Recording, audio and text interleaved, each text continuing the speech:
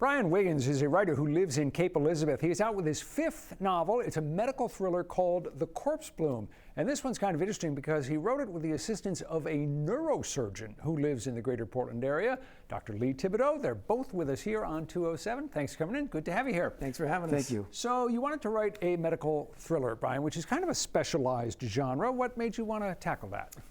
Lee did, frankly. I was into literary fiction, and he was a client at our agency, Pulp and Wire, and came in and said, Brian, you got to help me write this book. And I was going to blow him off. I was thinking of a nice way to do it, but I looked at his notes and found a way to make the story my own, and we were off and running. That takes some moxie to tell a writer, you got to write this kind of a story. Well, I had the outline and the characters, and I needed somebody to write it, somebody who could really get the emphasis on this thriller. And that gut-wrenching experience that surgeons go through.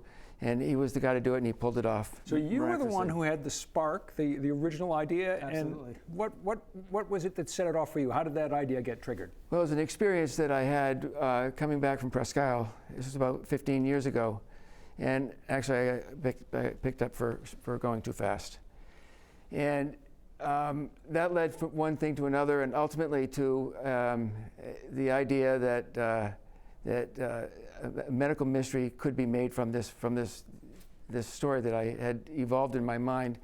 And I shared it with Brian, and he said, yeah, he can do it, and I knew he could, so that's what we did.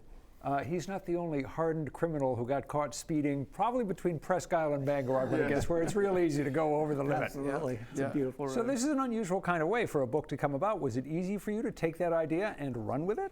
Well, with Lee's help, of course. And the first thing he did was have me into surgery. I stood behind his shoulder for 4 hours, watched him operate. I got the sense of the milieu, if you will, of surgery. And after that, Lee would look at what I wrote and put me in touch with anesthesiologists, nephrologists, people who are into medical record keeping, all of the people I needed to create a plausible medical thriller. There's a key element in this book is about this shady underworld of organ transplants. Is there a fair amount of truth to this kind of stuff, Lee? This story is well researched. There's no gaps of knowledge that are in this. Brian has done a lot of this research, and it brings it to reality. This is a real story. It's all plausible. When I initially came up with this idea, I thought we would be based on a illicit drug ring being placed in northern Maine. But I spoke with a friend of mine, Tess Gerritsen, who's a very experienced author, and she is the one who got us thinking about the illegal organ illicit market. And for that, I owe her a great deal. She's a good one to turn to because she is a medical doctor as well. She sure is. Better known as a crime novelist, but she is also a physician. Yes.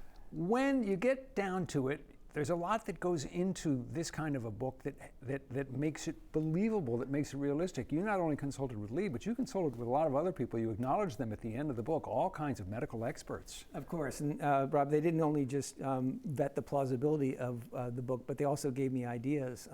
The drugs and the interactions that they have, there's a dramatic scene where someone is injected with the drug, and the details that they gave me about what this could do to the human body really animated the text for me and got a scene that I could never have written without that technical knowledge. The inspiration for the title comes from a flower called the corpse flower, which I had never heard of before. What is distinctive about this flower, particularly its odor? So that is really that's where I turned the corner when Lee had this idea and I took the notes on vacation. I saw a way to make the book my own. It's the sub-story of this surgeon, and really was inspired by Lee. He's an energetic guy. He's got his medical practice and he's got his med tech company. He's someone who always has to have something going on in his life besides his practice. And this guy decided it's going to make him a botanist.